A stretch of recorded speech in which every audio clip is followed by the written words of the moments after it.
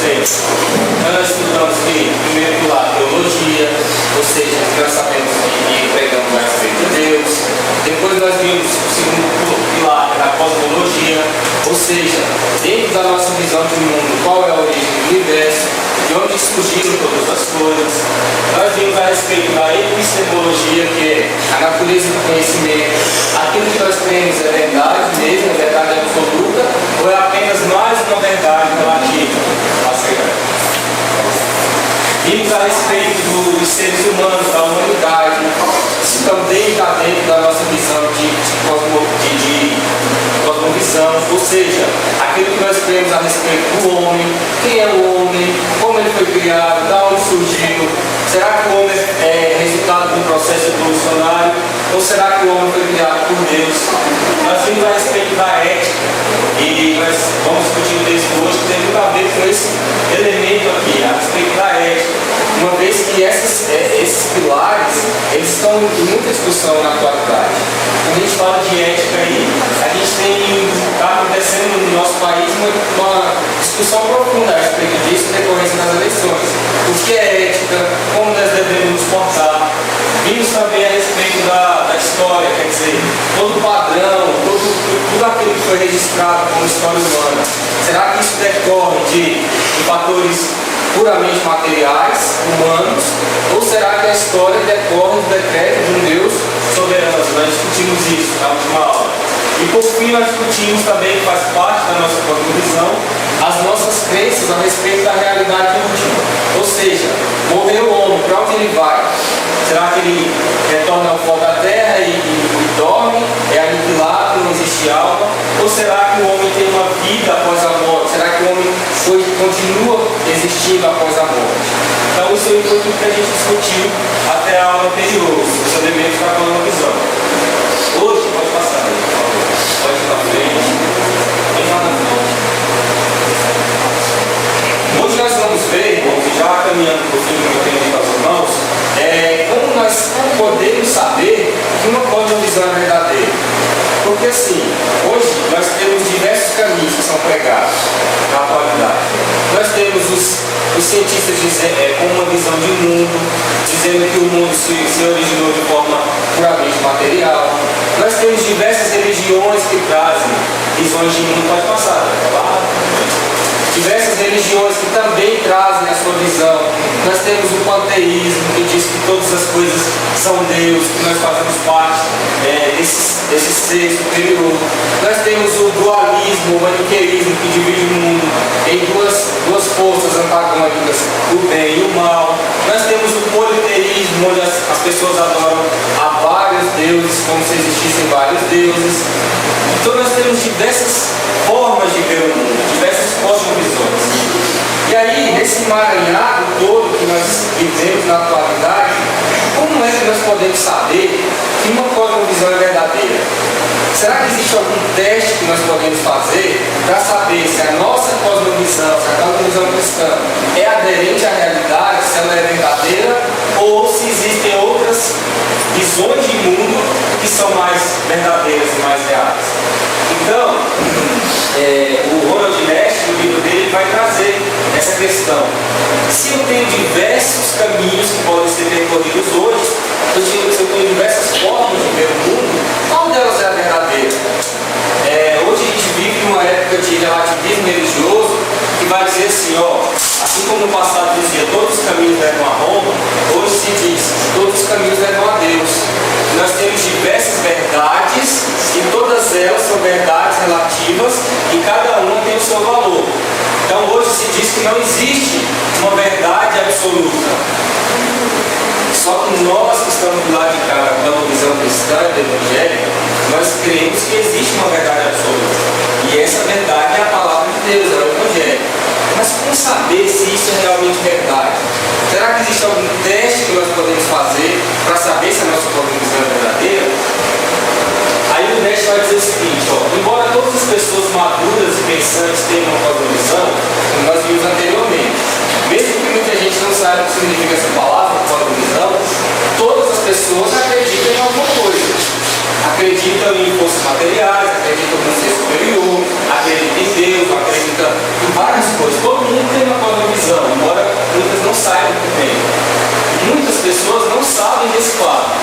As pessoas com frequência evidenciam grande dificuldade em obter consciência dos elementos-chave da sua cosmovisão. Então, aqueles elementos lá que nós estudamos, se nós perguntarmos para a pessoa o que você crê a respeito de Deus, talvez ela tenha resposta. Mas se você perguntar o que você crê a respeito do conhecimento, ou o que você crê a respeito do homem, ou o que você crê a respeito da história, a maioria das pessoas não tem um pensamento profundo, formulado a respeito disso. Ele simplesmente expressa as suas crenças no dia a dia, mas ele nunca parou para pensar e para refletir a respeito de quais são os elementos da cosmovisão dele. Isso é importante. A maioria de nós conhece indivíduos que raramente pensam com profundidade suficiente para fazer as perguntas certas sobre Deus. Por exemplo, a teologia hoje pergunta muito mais o que Deus pode me dar do que quem é Deus. A teologia nos nossos dias está muito mais preocupada em uma barganha espiritual, no sentido de o que eu posso ganhar desse Deus, e se esse Deus não for satisfatório, aí eu procuro uma outra cosmovisão, uma outra igreja.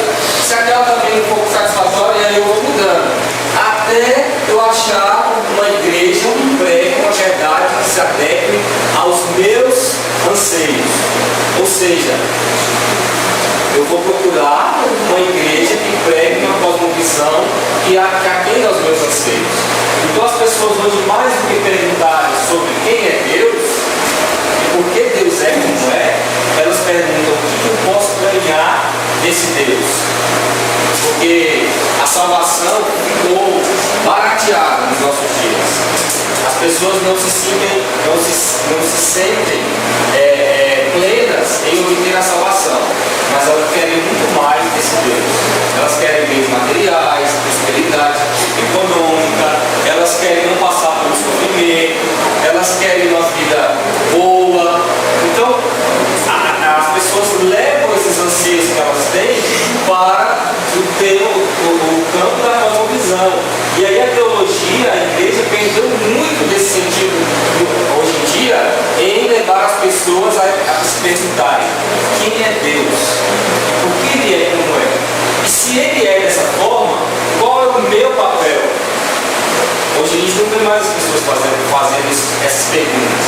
Por isso ele vai dizer que nós conhecemos pessoas que não sabem fazer as perguntas certas sobre Deus, sobre o conhecimento da vida. Trabalho com o conceito de Deus, você trabalha muito com essa questão, e vê que no Brasil o conceito de Deus fica mais problemático, porque nós tivemos um conceito de Deus dado à nação brasileira de forma errada. Então a gente vai ver já o termo de Deus é brasileiro, e desse refrão no Brasil. Por que nós temos esse refrão? Porque o brasileiro ele absorveu uma falsa teologia desde a sua formação, desde a sua pré-colonização, nós sabemos disso. Então basta a gente assistir aquele filme igual para a Compadecida, que a gente vai ter o conceito de Deus para o brasileiro, ou seja, o conceito brasileiro de Deus é o conceito igual para a Compadecida. Porque quando tem aquela cena lá no final que aparece Maria, né, para defender os pecadores lá, pecador de toda sorte, e aí eles aparecem lá, aí aparece Jesus também, Jesus aos montes brasileiros, né, um negão assim bem baiano, e aí ela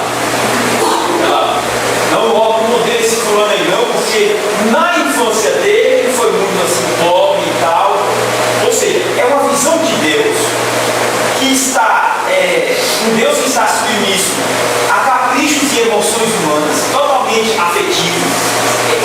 Essa é a característica brasileira, ser totalmente afetivo. É um Deus que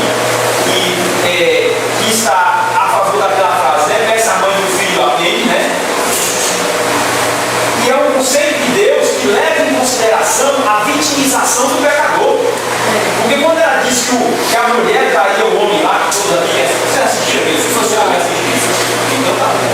Aí, quando a gente vê aquela cena lá da mulher que traiu o marido, até que aquela mulher, a tal da Maria,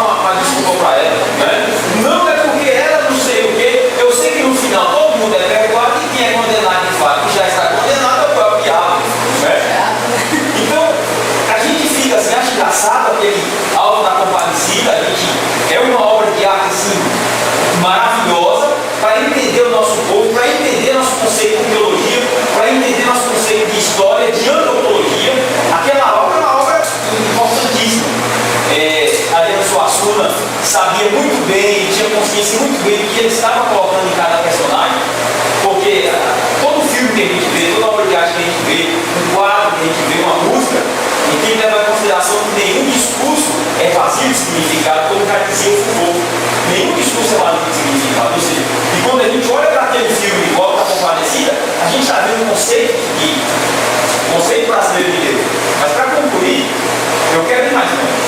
O problema disso tudo é quando a gente lê aquele texto que eu não sei se foi o Solano Portela ou se foi o Hernando Dias Lopes que escreveu, a alma católica do Evangelho brasileiro. Ele disse que nós ainda temos uma alma católica. E o nosso conceito de Deus evangélico ainda é católico. Basta a gente ver o exemplo que ele dá, a pessoa está doente, está precisando de alguma coisa, ela tem que correr atrás de um profeta, correr atrás de uma profetisa, correr atrás de um grande pastor, porque ela vai entender que se aquele grande pastor colocar a mão sobre ela e orar por ela, ela vai receber a bênção de Deus. Ela ainda não entendeu o significado que é sacerdócio universal de todos os santos, né? Então ela não compreendeu ainda o significado do verdadeiro Deus da Bíblia. Ela não tem o conceito do verdadeiro Deus da Bíblia. E assim vai. No passado, na Assembleia de Deus, eu falo da Assembleia de Deus de Propriedade, porque nós fomos de lá, eu fui há 24 anos na cidade. E aí a gente tinha antigamente o seguinte, quando uma pessoa, quando se disciplinava, né? Quando se disciplinava na igreja, a gente tinha uns métodos lá de disciplina, o seguinte, se o indivíduo ele adulterou, era um ano de exclusão, ele passava um ano sem tomar ceia. Lembra disso? E se ele tem uma namorada assim fora, tal, eram 6 meses, né? E aí a gente via ali as penitências. Percebe as penitências? A alma católica, o conceito de Deus católico dentro da igreja evangélica brasileira, naquilo tudo a gente tem esse conceito de Deus. E infelizmente, o conceito de Deus brasileiro, ele é sincrético e ele agora abarca o conceito neopentecostal de Deus, que é um Deus bonachão, que é um Deus fast food, que é um Deus McDonald's, que é um Deus que está sempre à disposição para te abençoar, é o triunfalismo reinante. E a gente nunca vê nesse Brasil uma mensagem do Evangelho que anuncia a cruz antes da glória, né? A luta antes da vitória. E a gente vai percebendo que o nosso conceito de Deus no Brasil é muito problemático. Então, esse que o Davi falou, nós temos dificuldade, principalmente no nosso país, mas em todos os lugares do mundo, onde o Evangelho, por exemplo, na Europa, nós tivemos professores que vieram aqui da aula dos Estados Unidos da Europa, diz que aquelas igrejas que anteriormente enviaram missionários, igrejas reformadas que enviaram missionários para levar o Evangelho ao mundo, hoje em dia estão praticamente acabadas, falidas, não existe mais Evangelho lá. O relativismo religioso, o sincretismo, tudo isso entrou nessas igrejas, de forma que hoje os países periféricos têm que voltar lá para reevangelizar aqueles povos que deixaram o Evangelho. Então nós temos problemas sérios nessas questões, sobre o conhecimento, sobre o cosmos, sobre a humanidade. A ética então nem se fala. Nos nossos dias a gente vive uma crise ética, uma crise moral. As pessoas não têm mais a noção do certo e do errado. Ou se as têm, simplesmente ignoram essas noções e agem de acordo com os procedimentos, fazendo tudo que dá na telha. A história e o futuro. Então, uma das tarefas importantes da igreja tem os cristãos mais maduros em geral, quer dizer, aqueles cristãos mais maduros têm a obrigação de levar aqueles mais neófitos a enxergar dessa forma. E, em particular, os pastores e mestres das igrejas, de levar as pessoas a perceber que, de fato, possuem um sistema conceitual do qual recorrem suas atitudes práticas. Veja bem, irmão, o que isso quer dizer? Quer dizer que nós, como igreja, temos o papel, principalmente quem ensina e quem prega, de levar as pessoas a entender que elas têm uma cosmovisão, querendo elas ou não, e que as atitudes práticas delas vão decorrer dessa cosmovisão. Ou seja, se nós tivermos problema com a Escritura, se nós tivermos problema em entender a cosmovisão cristã, as atitudes práticas vão ser influenciadas por isso. É por isso que nas igrejas, muitas igrejas, como o Davi estava falando, você tem lá um culto de doutrina para ensinar as pessoas o que fazer e o que não fazer. É por isso que tem a disciplina dessa forma, excluindo. Ou seja, você está focando nas consequências de uma falta de base. você não deu princípios do Evangelho. Você vai querer, trazendo aí no campo político, no direito, você vai querer normatizar tudo. Você vai dizer, ó, a saia tem que ser de tal tamanho, o cabelo tem que ser de tal tamanho. Você pode fazer isso, pode assistir televisão nesse dia não pode. Você pode passar um batom rosa, mas um batom vermelho não pode não. Pode usar, os homens podem ter o tamanho do cabelo tem que ser baixinho, se passar, certo? Então você começa a normatizar tudo. Por quê? Porque falta base. Porque as pessoas não são levadas a pensar pelos princípios do Evangelho. Qual é o princípio do Evangelho para ser aplicado na política, na sociedade, na economia, em todas as áreas do conhecimento? Como as pessoas não são levadas a pensar dessa forma, elas têm que fazer uma normatização toda. Que é exatamente o problema que tinha na época de Cristo com os fariseus. Eles deixaram de pensar em termos de cosmovisão judaico-cristã há tanto tempo que eles foram obrigados a normatizar a vida do indivíduo toda. Eles criaram muitas mais regras do que a própria Bíblia tinha. A tradição dos judeus era enorme. Ó, você pode lavar a mão na sexta, no sábado você não pode, você pode colher espiga na sexta até as 6 da tarde, no sábado você já não pode mais, e aí eles foram aumentando, aquilo ali se tornou uma coisa impraticável, e que dava muito mais lugar ao farisaísmo, a mostrar uma espiritualidade que não se tinha, estereotipada, do que propriamente uma mudança de vida. E aí Cristo vinha e batia duramente naquilo ali, dizendo, olha, você estabeleceu assim, mas Deus não estabeleceu dessa forma. Deus deixou princípios que, se corretamente aplicados, servem para que o homem viva de acordo com a vontade de Deus. Mas os homens, por não entenderem esses princípios, trazem uma normatização. Sempre que a gente vê alguém querendo trazer normas e regras demais, é porque falta a base principal dos princípios. Então a igreja hoje vive nesse cenário de não saber qual é a sua visão de mundo, não saber qual é a sua cosmovisão. Então cabe a nós, mestres, cabe aos pastores e cabe aos cristãos mais maduros ensinarem essas verdades aos neófitos. Esse é o primeiro passo. Levar alguém a entender que ele tem um sistema conceitual. Levar alguém a entender que as respostas dele com relação a esses diversos temas, esses elementos, são aquilo que ele tem no mais profundo do seu ser. Muitas vezes nós temos, como Davi novamente falou, nós temos elementos de outras cosmovisões incrustados nas nossas e que a gente nem tem ideia disso, que a gente nem sabe disso. Quer um exemplo? Eu falo muito para os adolescentes na aula do catecismo.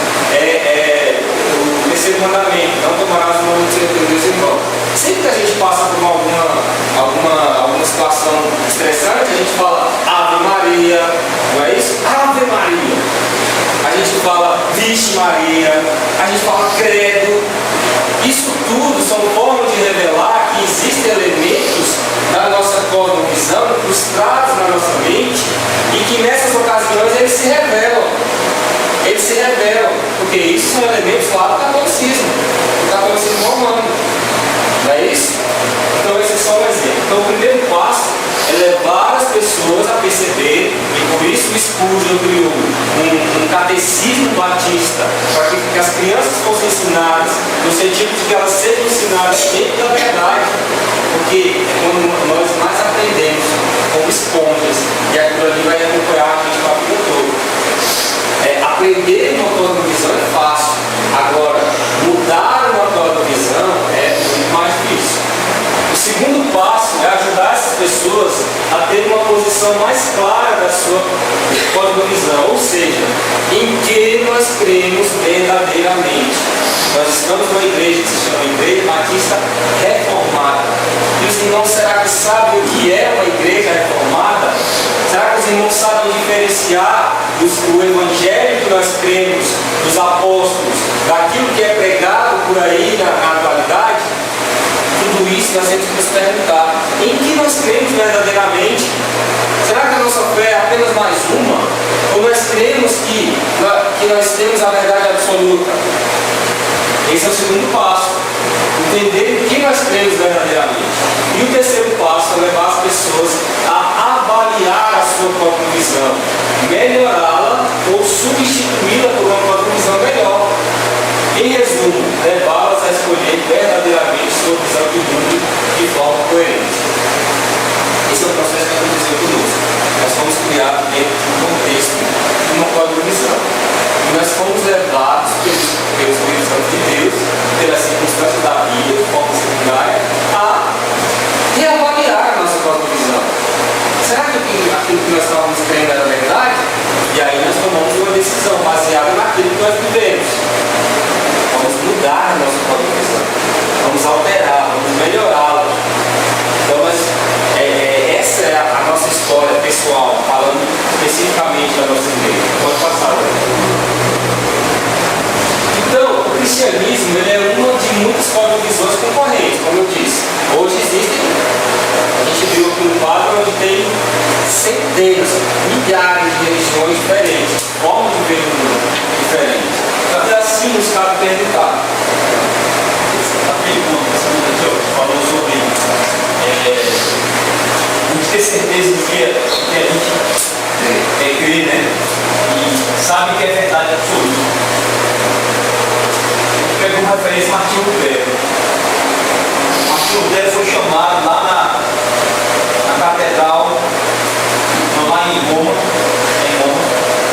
para ser julgado, né? Para ser excomungado. E ele sabia que quando caminhasse para lá, ele estava correndo risco de vida.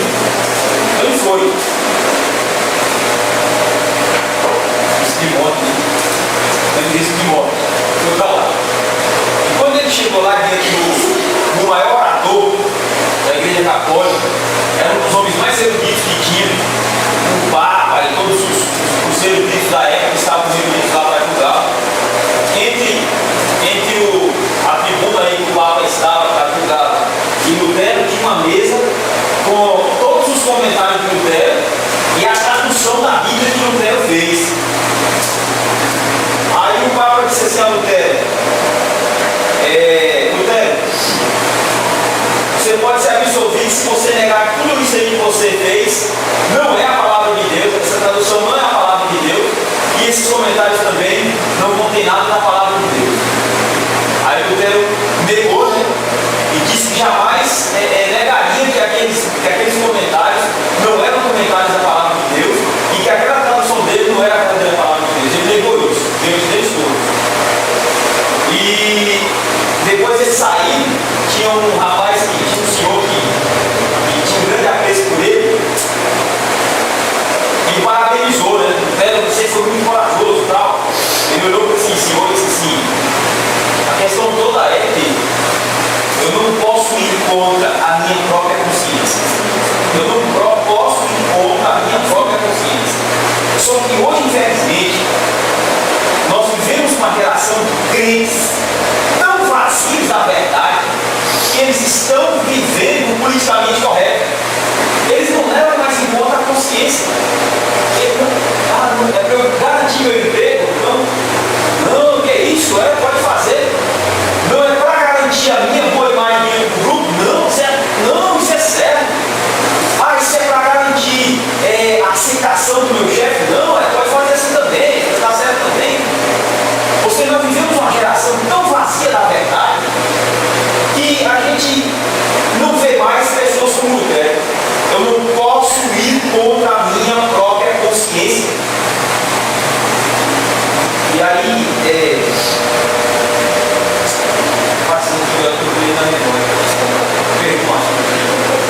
mas a verdade sabe, a gente, sim. E aí um biógrafo de Lutero, falando a respeito dele, questionou, né, com que coragem, com que poder ele tinha feito toda aquela reforma. Ele disse: eu não fiz nada, a palavra de Deus fez tudo, né? Mas em outra fala ele disse que o homem que tem a verdade de Deus em si, ele não tem ninguém.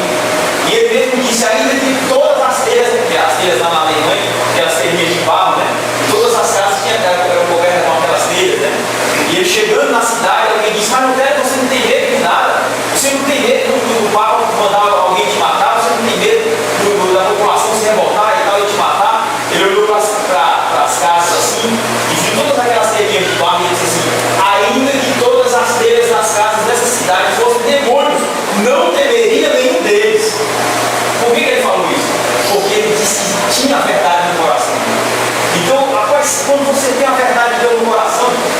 Mas você fica grande demais, grande. Mas não é por causa de você, não é por causa do seu temperamento, é por causa da sua mente que está cativa à palavra de Deus. E essa verdade da palavra de Deus te dá autoridade legítima para você versar em qualquer assunto, para você estar de pé em qualquer área da vida. Isso é bem bom. Então, podemos perguntar sobre quais fundamentos podem as pessoas fazerem uma escolha sólida entre sistemas de mundo diferentes. Como escolher entre esses diversos caminhos que existem, essas diversas verdades? Qual cosmovisão é mais provável de ser verdadeira? Quando somos confrontados com uma escolha entre diferentes cosmovisões, devemos escolher aquela que, quando aplicada à realidade como um todo, nos dá a imagem mais coerente do mundo. Então, para nós sabermos se uma cosmovisão é verdadeira e termos capacidade de escolher, a gente vai escolher aquela que nos dá uma visão mais coerente do mundo. E coerente em sentido mais completa. Aquela que pode responder a todas aquelas perguntas que a gente fez anteriormente. Quem é Deus? Quem é o homem? Qual a nossa origem? Para onde nós vamos? De onde nós viemos? Quem nós somos? Qual é o nosso papel? Qual a nossa função? A nossa história verdadeira não é? O que é ética? O que é certo? O que é errado? Então a cosmovisão mais correta será aquela que me der uma visão mais coerente do mundo em que nós vivemos. E aí nós podemos aplicar testes para saber se uma cosmovisão é coerente ou não. 3 testes principais devem ser aplicados para se avaliar as cosmovisões. O primeiro é o teste da razão, o segundo o teste da experiência e o terceiro o teste da prática. Eu tenho muitas cosmovisões que vão passar em algum desses testes, mas poucas vão passar nos 3 testes. Aquela que passar nos 3 testes, pelo menos, nós podemos considerar uma cosmovisão verdadeira. Correto? Pode passar. O primeiro é o teste da razão. Para ser verdadeira, uma cosmovisão deve passar no crivo da razão.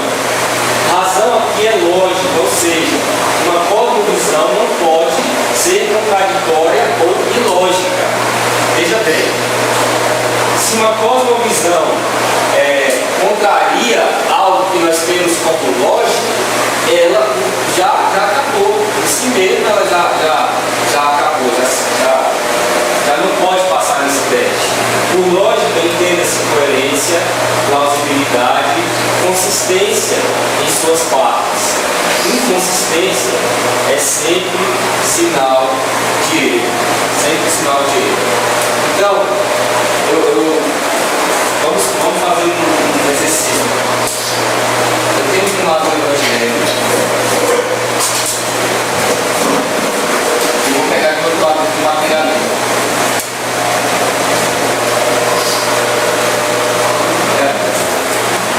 Eu submeto isso ao teste da razão. Em termos gerais, o Evangelho vai nos dizer, olha, eu posso dividir a história da realidade em 3 pontos. Criação,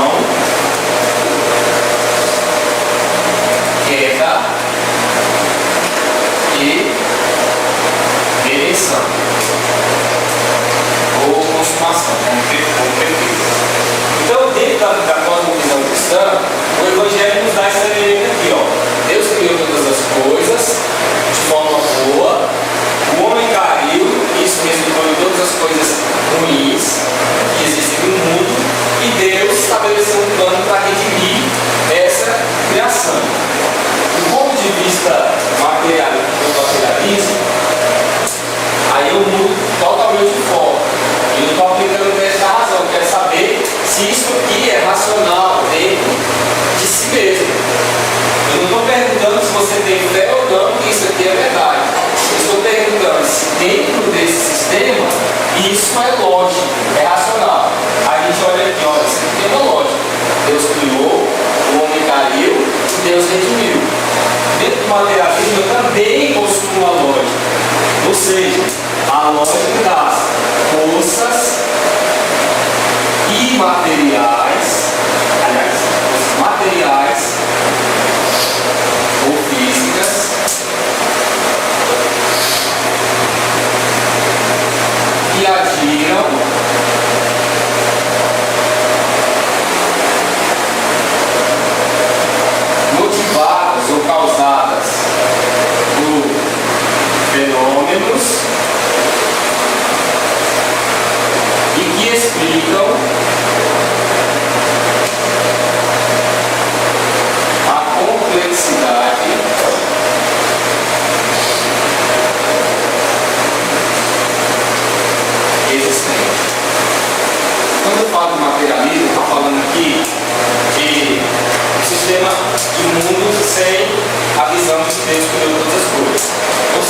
sistema de mundo onde as forças materiais e físicas têm origem em diversos eventos que aconteceram de forma aleatória, de forma não guiada, de forma não pessoal, agiram motivados por fenômenos que explicam a complexidade existente.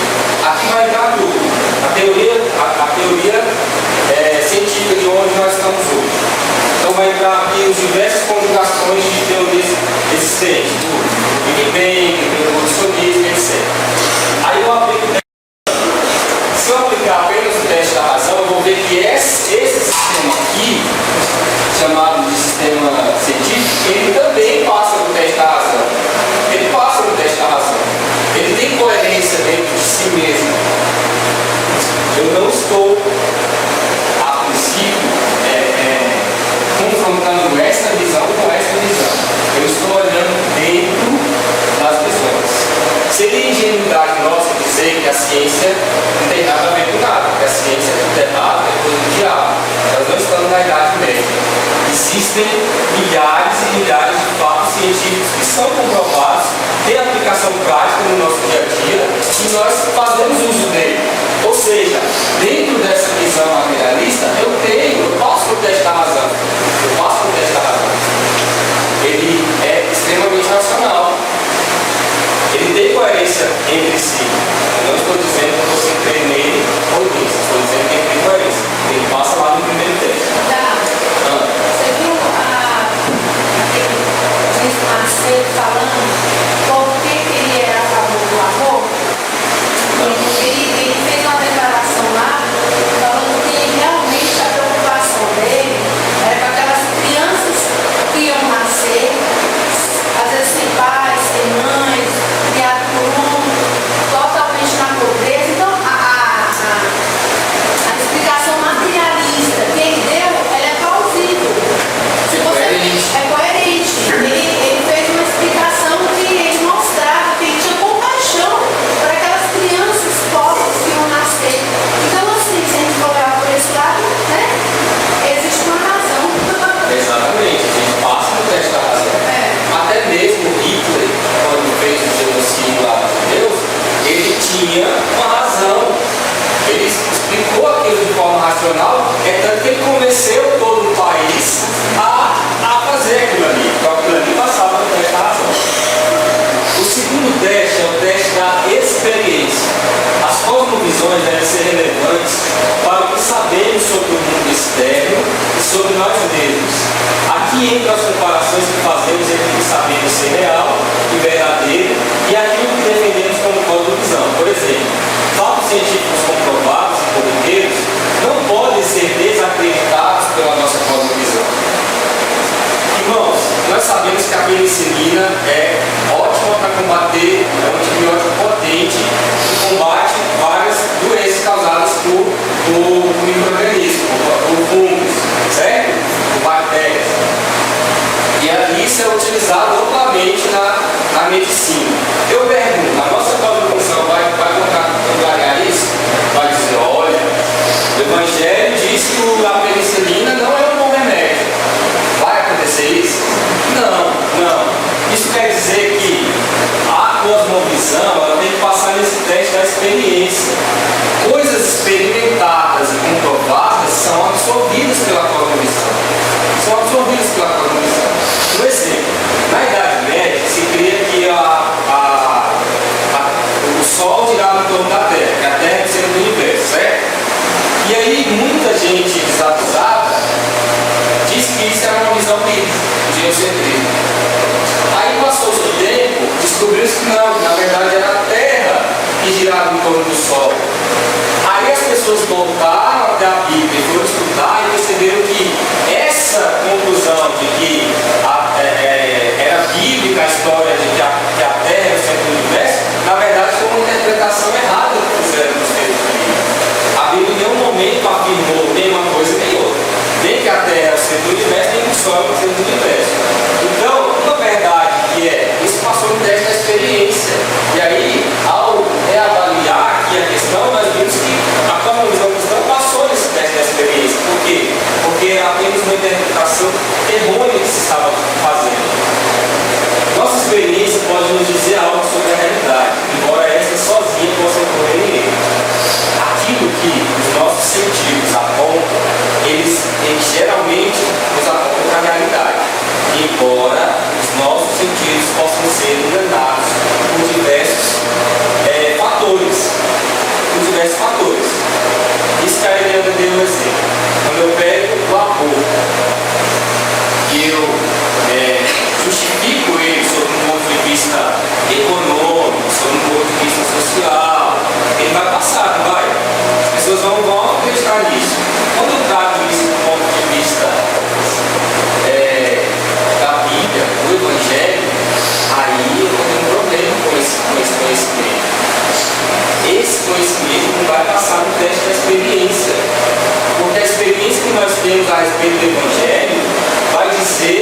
que a vida é um bem a ser preservado, a vida é um bem criado por Deus, que o ser humano foi criado por Deus como a sua imagem e semelhança, como o ápice da criação, como dotado de um valor intrínseco que independe da mãe. Aquele feto, aquela criança que está na minha barriga, é um ser humano, como tal, ele tem dignidade, ainda que ele esteja sendo carregado na barriga da mãe. Mas ele não é uma extensão da mãe como pessoa, ele é uma pessoa dotada de individualidade. Então o Evangelho vai nos levar a enxergar a questão do aborto sob uma outra ótica, uma ótica diferente, baseada nos princípios do Evangelho. Se eu aplico aqui, talvez eu não consiga, dentro da visão materialista, ter essa visão do valor da pessoa humana. Porque eu vou aplicar o quê? A população mundial está em quase 9 bilhões de habitantes, a gente não vai ter comida para todo mundo. A violência está muito alta, então eu vou ter uma criança e ela pode se perder para as drogas ou para a violência, etc. As pessoas têm que fazer um controle de natalidade porque precisam garantir uma vida boa para as crianças. Então você vai colocando elementos materiais na história, você vai ter toda uma justificativa para o aborto. Agora, dentro da cosmovisão cristã, aí nós aplicamos alguns elementos que vão encaminhar esse aborto. Isso é só um exemplo. Entendeu? Então, uma cosmovisão precisa passar no teste da experiência. Aquilo que nós vivemos, aquilo que nós entendemos, aquilo que nós sabemos que é realidade comprovada, essa cosmovisão tem que passar esse teste. Vamos trazer o panteísmo. O que é o panteísmo? O panteísmo é acreditar que a natureza é Deus, que toda a natureza é Deus, que o ser humano é uma parte de Deus. Aí eu pergunto, essa cosmovisão passa no teste da experiência? Eu consigo comprovar que esse mundo é Deus, que esse pincel é Deus, que o ser humano é Deus, que a árvore é Deus, que a natureza é Deus? Eu não consigo. Então, esse tipo de cosmovisão não passa no teste da experiência, porque a gente olha para o barato, qual é o nosso primeiro impulso? Pisar na barata. Se essa cosmovisão de que tudo é Deus tivesse aderência na nossa consciência, a gente ia ver uma baratinha, é Deus, não mata não, é Deus. Entendem o que é o teste da experiência? Uma cosmovisão, ela precisa ter aderência com a realidade, com aquilo que nós temos que é realidade. Entenderam essa questão? Amém. Pegando esse exemplo aí, o pastor missionário Labieno, que a gente ora por ele, ele faz missões na África, né? Anualmente, e esteve lá, os filhos dele nasceram lá e tal. E ele chegou uma certa feita numa tribo africana e a miséria lá era patente mesmo. A miséria lá era devoradora. Em todos os aspectos. A miséria material, alimentícia, de saúde, de higiene, a coisa era muito precária. E aí o pastor Labieno chegou lá e começou a pregar o Evangelho. E Deus começou a converter alguns pecadores ali, porque lá também tem pecador. E aí, o pastor Labieno percebeu que a floresta em volta da aldeia, os africanos lá, era intacta. E eles mal entravam na floresta para extrair os recursos naturais lá, para se alimentar e tal, etc. E muito menos derrubavam uma árvore daquela para fazer uma roça, para plantar uma mandioca, para plantar um milho, uma cana. E a terra muito boa, uma terra de boa qualidade, que é um conceito desse. Aí ele foi se interiorizando na cultura deles, foi procurando entender a cosmovisão deles e descobriu que dentro da cosmovisão deles havia um elemento religioso, espiritual, que os impedia de derrubar a floresta para plantar roça e para criar animais para o seu sustento. Qual era? Eles aprenderam, através dos seus bruxos, dos seus feiticeiros, dos seus guias espirituais, que a partir do momento em que eles entrassem na floresta para derrubar a árvore ou para caçar, os espíritos maus viriam para dentro da aldeia e trariam destruições terríveis. Com o Evangelho, eles foram descobrindo que aquele ensinamento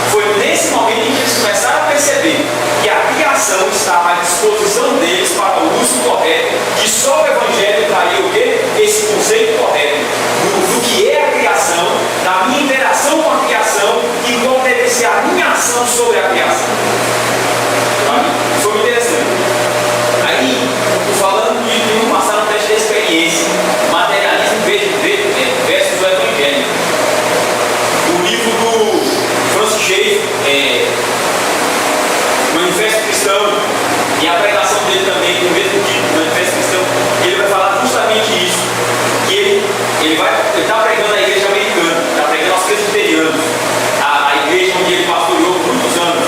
Aí ele volta na Suíça, do Olavi, e vai pregar esses irmãos. Ele já está assim, já bem avançado de idade, mas vai pregar esses irmãos, que escreve esse livro.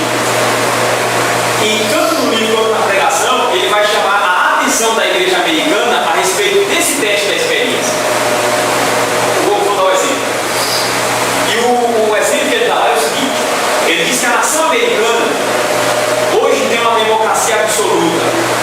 É uma nação que defende as liberdades individuais, o direito de expressão. E hoje, nas academias dos Estados Unidos, nas grandes universidades, lá, Harvard, Yale, Princeton, etc., eles ensinam o que para a juventude? Ensinam o quê? Essa democracia que a América tem, os Estados Unidos têm, ela é oriunda do modelo grego-romano. E Francis Schaeffer disse: não, senhor. Não, senhor.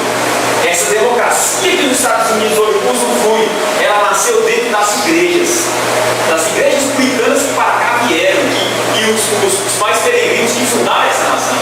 Porque eles tinham a visão correta do Evangelho, eles tinham a visão correta de antropologia, eles tinham a visão correta de sociedade, eles tinham a visão correta de lei, de justiça, de moral, de amor, de ética. E foram eles que fundaram essa verdadeira democracia. Aí ele vai dizer: por que não a influência greco-romana? Ele vai dizer: porque a influência greco-romana não cria, os gregos e os romanos não criam um Deus pessoal, inteligente, moral, amor e justiça. Eles tinham inúmeros deuses. E quanto mais deuses uma sociedade tem, mais aquela sociedade enfrenta problemas existenciais em todas as áreas e aspectos.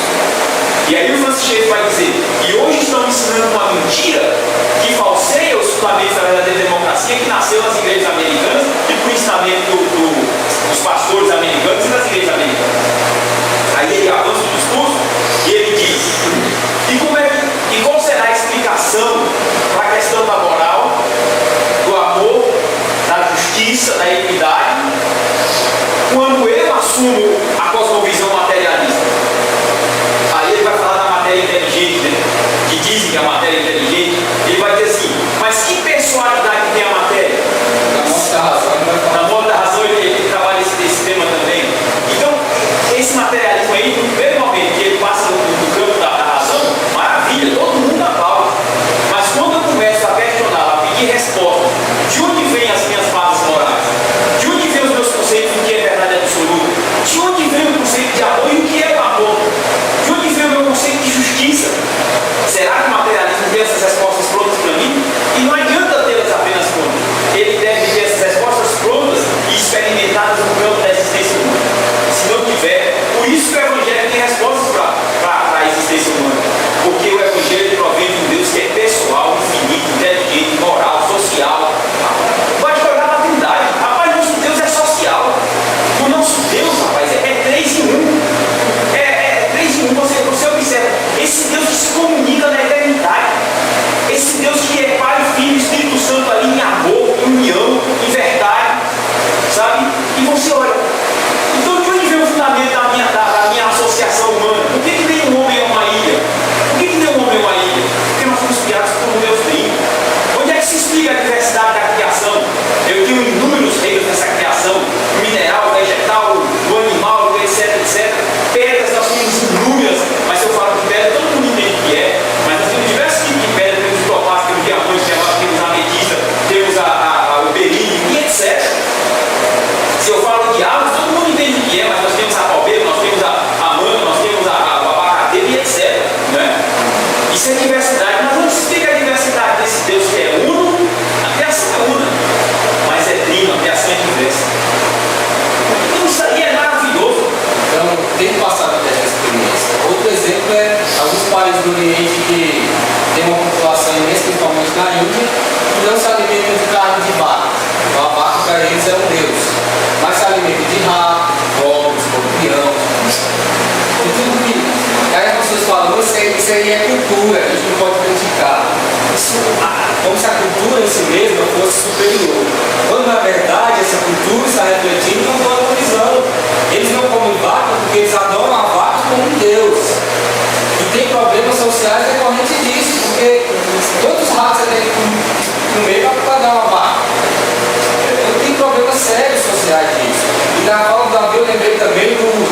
C.S. Lewis, quando ele fala assim, ó, tem pessoas que criticam a moral e dizem que a moral é um atraso para a sociedade. Até alguém mexer com ela e fazer alguma coisa que ela considera errada. Aí ela vai julgar aquela pessoa segundo os padrões dela, que são nada menos do que padrões morais. Do que padrões morais. Então, quando a pessoa diz assim, ó, a moral, a ética atrasa ou não existe, então essa pessoa tem que aceitar tudo que advém a ela, porque a partir do momento que ela se levantar contra uma situação, ela está fazendo um julgamento moral. É como se eu dissesse assim, ó, eu não creio em moral, em ética, para mim isso é coisa. Aí tem alguém que pisa no meu pé. Aí eu vou para cima da pessoa, mas você não pode me julgar, está querendo que eu enxergue a realidade de acordo com o que você acha certo e errado. Eu não posso pisar no seu pé? Por que eu não posso pisar no seu pé? Aí quando a pessoa responde, porque é errado pisar no meu pé, ele está dando um preceito moral. Ele está dizendo que é errado pisar no pé. Então o ser humano, ele foi feito, o Franchei vai trabalhar isso, o C.S. Lewis vai trabalhar isso, ele foi criado como um ser moral. Não dá para escapar disso. Nós fazemos julgamentos morais e éticos a todo momento. E a nossa cosmovisão tem que passar esse teste da experiência.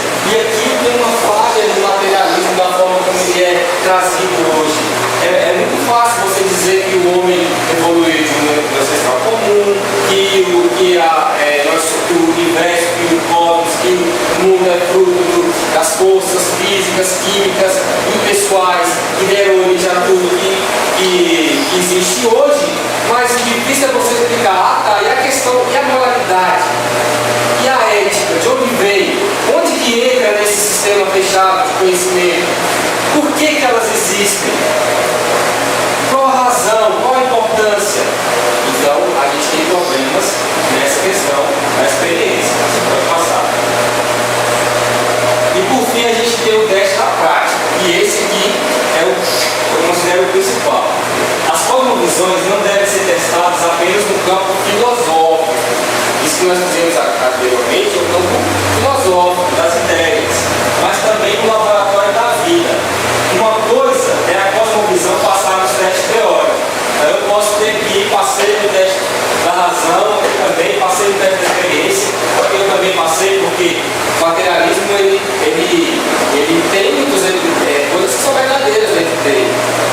Por exemplo, alguns autores vão trabalhar, o Lodge vai trabalhar que a microevolução é verdadeira. As criaturas têm uma capacidade de se adaptar ao ambiente, é óbvio que elas têm. Nós temos capacidade de nos adaptar ao ambiente, senão nós não estaríamos mais aqui. Então, muitas coisas da microevolução é verdadeira. Agora, quando você leva isso para uma macroevolução, que se extrapola essa capacidade de adaptação a dizer que nós viemos de um quarto lado, nós não fomos criados de maneira especial, aí eu já extrapolei, como diz a história do poder do amigo. Mas aqui tem elementos verdadeiros. Tem elementos verdadeiros na educação. Agora, a questão ela tem que passar também no teste prático, ou seja, quem professa tal cosmovisão pode viver consistentemente em harmonia com o sistema que professa? Eu disse isso nas aulas anteriores. Se nós não temos um ser superior que é referência em moral, em ética, então nós temos que viver anarquicamente. Nós temos que pregar a anarquia. Se eu não creio que o homem foi criado por Deus para uma vida santa, para ter comunhão com Ele, gozá-lo eternamente, então eu não posso exigir que a sociedade se organize, eu não posso exigir que exista um Estado, eu não posso exigir que exista polícia para prender os ladrões. Ou seja, quando eu creio num tipo de sistema, numa cosmovisão, eu tenho que ver se eu consigo viver consistentemente com esse sistema. É muito fácil no campo das ideias eu lançar uma série de teorias e filosofias. Agora eu quero ver você viver ela na prática. Eu quero ver você viver ela na prática. Se Deus não existe, ou se o homem não é o fruto de um projeto bem estabelecido por Deus, então vamos viver a anarquia, porque o que vale é a sobrevivência do mais forte, vamos matar uns aos outros e quem sobrar no final está vivendo consistentemente, coerentemente com a sua cosmovisão. Cara, isso me faz lembrar muito daquele Jogos Vorazes, aquele filme. Que é a consequência última desse ponto de vista. E infelizmente, aí eu volto ao laranja mecânico. Quando a gente vê aquele comportamento daquela juventude lá no laranja mecânica, né? Aquele filme feito pelos cineastas holandeses, que retrata a modernidade, né? E a gente vê que eles não têm valor humano nenhum. Eles entram numa cidade, eles entram na casa lá que o Senhor com uma senhora, eles espancam o Senhor, a senhora, violentam aquela senhora na frente do Senhor, eles saem em alta velocidade do trânsito, provocando mortes e etc. E a gente vê essa realidade hoje, assim, então, mas para nós termos essa realidade hoje, ela tem que ter uma origem. Qual é essa origem? O homem que é abandonado é o evangelho, e o homem que é abraçado esse ponto de vista material. Porque no ponto de material, é o que você está dizendo, eu não tenho que nutrir respeito por ninguém, eu não tenho que amar ninguém. Ah, é para abortar, aborta, é para eutanásia, pode matar aí, pode desligar os aparelhos, é suicídio? Não, pode ser um suicídio normal. Não, o que você é bebida alcoólica? Pode beber, ela vai cair duro. É pansexualidade, vamos abraçar a pansexualidade. Já que vai abraçar o materialismo, nós não temos respostas morais, então, meu amigo, é o caos. É o caos e a quarta só de Goku. Aconteceu uma coisa lá na escola esse semana que eu me senti vergonha de fazer o que é certo. E é uma prática que eu acreditei assim que mostra que como o mundo está nos empurrando, a gente está ficando sem espaço. Tinha uma festa das crianças e as professoras da tarde resolveram comprar o seu dinheiro para o seu aluno, né? Aí os professores têm 20, ou têm 15, ou têm 6 alunos, porque tem alunos especiais lá. E aí a turma da manhã, que nunca concorda com a turma da tarde, começou a discutir, foi na direção de reclamar, porque a turma da tarde resolveu gastar dinheiro com os alunos, que não é obrigação do professor, é obrigação do pai gastar dinheiro, e que nós estávamos aparecendo que eles iam ser obrigados a comprar, porque agora ia ficar uma coisa sem graça para eles. E aí, quer dizer, a gente que já tinha comprado um monte de coisa, feito uma lembrancinha, ficou sem graça de dar para o nosso aluno, um ganhar, o outro não ganhar, trabalhar a escola toda junta, né? Então, assim, eu vi ali, assim, uma realidade muito difícil. Um aluno que ganha, um professor que ganha ali no mínimo 5 mil reais, uma vez no ano gastar do seu bolso 40 reais para dar para o aluno, era muito para eles, né? Então, assim, é uma coisa. E eu comecei a lembrar daquele vídeo, daquelas pregações do pastor, quando ele fala assim: eu quero trabalhar para a obra de Deus. Mas eu acredito que dentro da escola pública é o melhor campo para você trabalhar para a obra de Deus. Você não precisa ficar. Não é? E ali eu vi as crianças carentes, com dificuldade, e aquelas pessoas assim que tem tudo. Tem casa própria, tem carro do ano, e muitas vezes vai tirar um pouquinho para ajudar. Então imagine no seu dia a dia o que elas são capazes de fazer para se dar um pouquinho para aquelas crianças que estão precisando, né? Então assim, foi difícil para a gente fazer alguma coisa boa e tem sido uma discussão sequente, porque a gente quer aparecer, porque a gente quer fazer alguma coisa. E olha só, isso não é característica apenas do materialismo, não, viu? Os irmãos estão acompanhando aquele grupo islâmico radical lá que os Estados Unidos estão combatendo, né? O Estado Islâmico. ISIS, né? ISIS. Aquilo ali, os próprios muçulmanos estão abismados aonde chegou, com as consequências daquele grupo ali. Eu mostrei para alguns irmãos aqui nos vídeos que rodam na internet. Eles não querem nada, eles só querem a violência pela violência. Eles perderam o sentido da religião, do islamismo.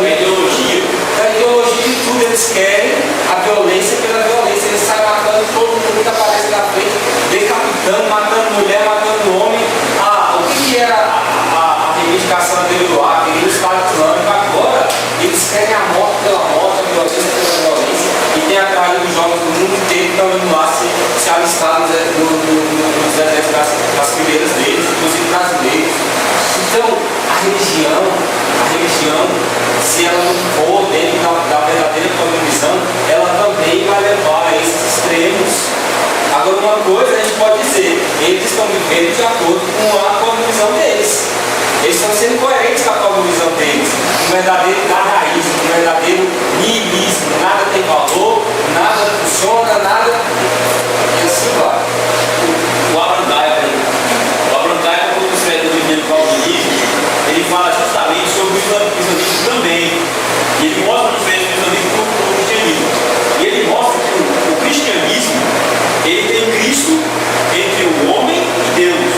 Então nós temos paz com Deus e acesso a Deus e proximidade pessoal com Deus através de Cristo. O verbo que se fez carne, Deus que tornou-se humano, que assumiu a humanidade. Então a gente tem o pecador redimido que tem comunhão perfeita e paz perfeita com o seu Deus. E ele vai mostrar o islamismo. Por mais que pareça ter uma relação com Deus de Abraão, de Isaac e de Jacó, não tem. Porque ele vai dizer que dentro do islamismo existe uma distância intransponível entre o adorador e o seu Deus. Não existe mediador entre o Deus Alá e o muçulmano. Como é que ele vai chegar a esse Deus? Qual a visão e o conceito que ele tem desse Deus? Então preste atenção. O nosso conceito de Deus vai dizer, tem tudo a ver com a nossa prática de vida. Tem tudo a ver com os nossos relacionamentos. Ora, se eu tenho um relacionamento que é trabalhado com um Deus muito distante de mim, um Deus inalcançável, por mais que eu tenha conhecimento dele através do Alcorão ou de alguns escritos sagrados, mas esse Deus está distante, que relacionamento eu tenho com esse Deus? Aí a pergunta é, se eu tenho um relacionamento problemático com esse Deus, como será o relacionamento do meu ser com o meu próprio ser? E como será o meu relacionamento com o meu próximo? Por isso que o mundo islâmico tem sido um banho de sangue. Porque o errado conceito de Deus, um Deus distante e inalcançável, ele traz relacionamentos alienados, relacionamentos marcados pela violência e despreventos. E aí qual é o resultado disso? As mulheres não têm dignidade, não têm dignidade, não assiste os horrores da islâmica, das mulheres. As crianças não têm dignidade. Não são tratadas como humanos. Tem meninas lá que são casadas aos 8, 9 anos de casa com velhos, são levadas ao casamento com velhos por causa dos planos das famílias que entregam os filhos. A vida humana não tem valor porque o cara, e veja como é lógico, o cara por não ter um mediador, então ele quer fazer algo por esse Deus sanguinário, então ele se cobre de bombas e vai lá e mata um monte com a promessa de que vai chegar no paraíso, vai ter 7 mulheres esperando por ele, 7 virgens, tudo isso. Então, irmãos, olhem essa cosmovisão, ela não passa nos testes da experiência, não passa, não tem lógica um negócio desse. Então, olha só, para a gente terminar aqui, quem professa uma cosmovisão deve viver consistentemente com ela, em harmonia com o sistema que professa, ou existem áreas em que a pessoa é forçada a pegar crenças emprestadas de um novo sistema concorrente de cosmovisão. Isso que a Laspícia vai trabalhar no livro dela lá, que eu esqueci o nome, que ele vai dizer que o cristianismo se alienou de tal forma do evangelho que ele precisa frequentemente importar elementos de outras cosmovisões. 90% dos americanos não creem no criacionismo bíblico, não creem mais porque acham que o materialismo é uma resposta coerente. Mas ao confrontar essas duas realidades, com todos aqueles elementos que nós vimos, qual é o resultado que nós temos? Nós acabamos de discutir, será que o materialismo explica a realidade? Será que nós conseguimos viver de forma coerente com o materialismo? Por que 90% dos cristãos não deixaram de ver na Bíblia? E quando eu falo isso, eu não estou dizendo da visão romântica de entrar, foram 6 dias literais, não é isso. Eu estou dizendo dos princípios bíblicos de que Deus criou, de que o mundo não existe por acaso, de que o mundo é um projeto arquitetado e executado por Deus com um propósito. Com um propósito. Eu não quero nem entrar aqui na teoria do dia era, ou dos 6 dias literais, ou do vácuo, como é que do versículo do teoria do hiato.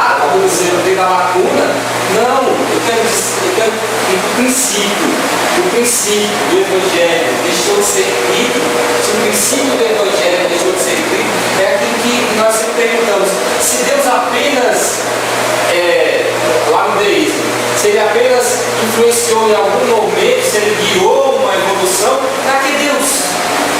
Para que Deus? Então, irmãos, esse é o maior risco. É você professar uma cosmovisão e precisar de outras para atender aos anseios da sua, para explicar a realidade que você vive. Eu estava assistindo a One News essa semana, eu vi uma reportagem, rapaz, que eu achei interessante. Está tendo um grande surto de ebola lá na África, né? Mais de 3 mil pessoas já morreram por causa do ebola. Aí as nações ricas do mundo, Estados Unidos, Canadá, a Europa, a França, a Inglaterra, a Alemanha, já estão estudando meios para desembolsar dinheiro para investir na África. Agora veja só onde eu quero chegar. E eu analisando aquela situação, eu falei, engraçado, né?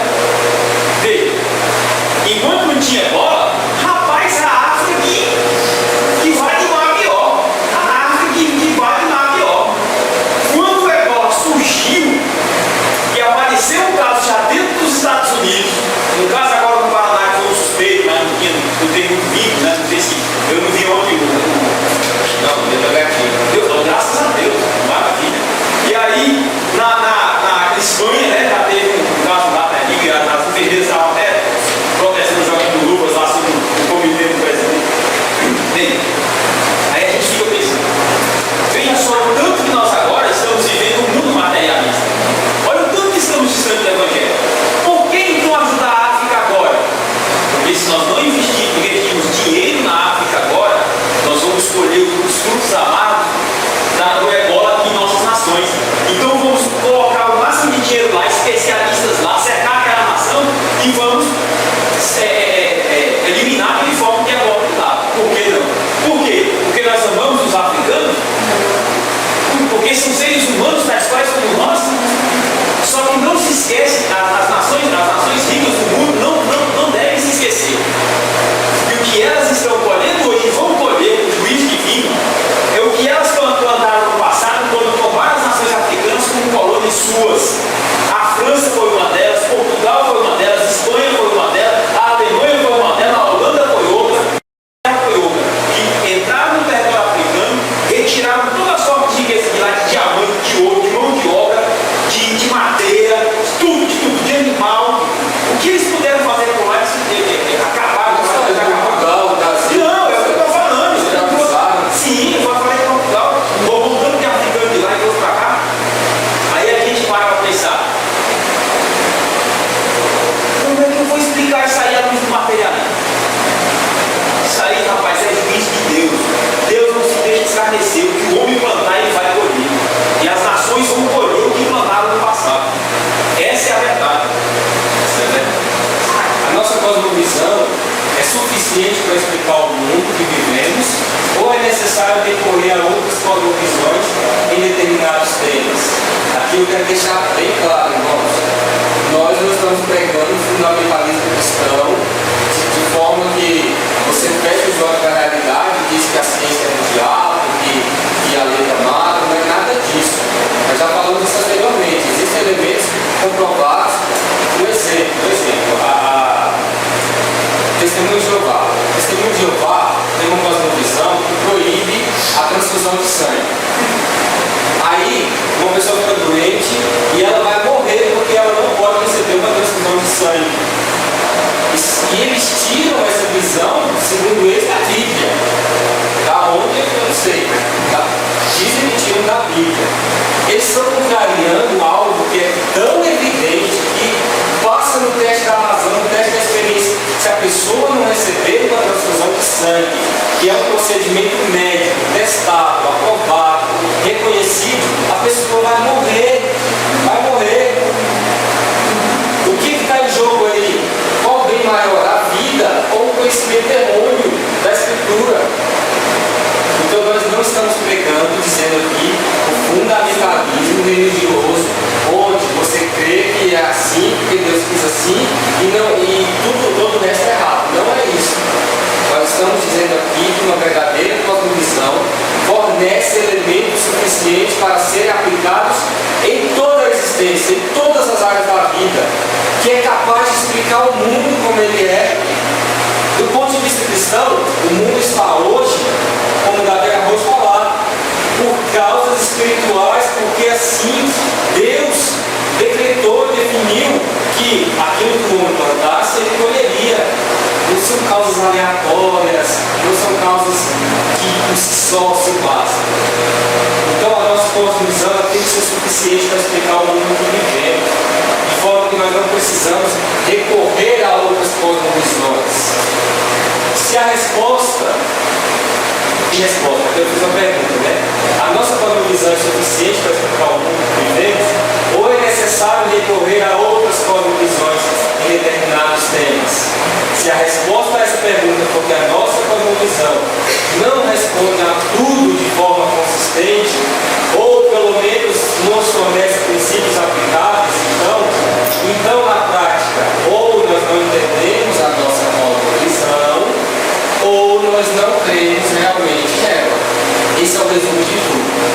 Se o Evangelho, para falar dos americanos, o Evangelho não é suficiente para explicar a complexidade da realidade. Das duas, uma, ou não entendeu o Evangelho, ou nós não cremos realmente no Evangelho. Nossa visão é outra, nós temos que ter simplicidade de reconhecer, olha, o cristianismo não entra na minha cachola, na minha cabeça. Eu não sou então cristão. A minha cosmovisão é materialista, a minha cosmovisão é budista, a minha cosmovisão é islâmica, seja lá o que for. Agora, o que não dá é para nós querermos misturar as coisas e, quando nos é conveniente, eu professo o cristianismo. Quando não, aí as outras cosmovisões nos servem para explicar. Nós não podemos admitir isso, porque a igreja vai perder o sentido. A Bíblia não é um manual que vai explicar todas as causas possíveis e infinitas que se levantam na Terra, ela não é. Mas o Evangelho fornece princípios aplicáveis a todas as necessidades. O Evangelho redime a ciência, o Evangelho redime a política, o Evangelho redime a economia, o Evangelho redime as nossas vidas, porque ele tem princípios aplicáveis.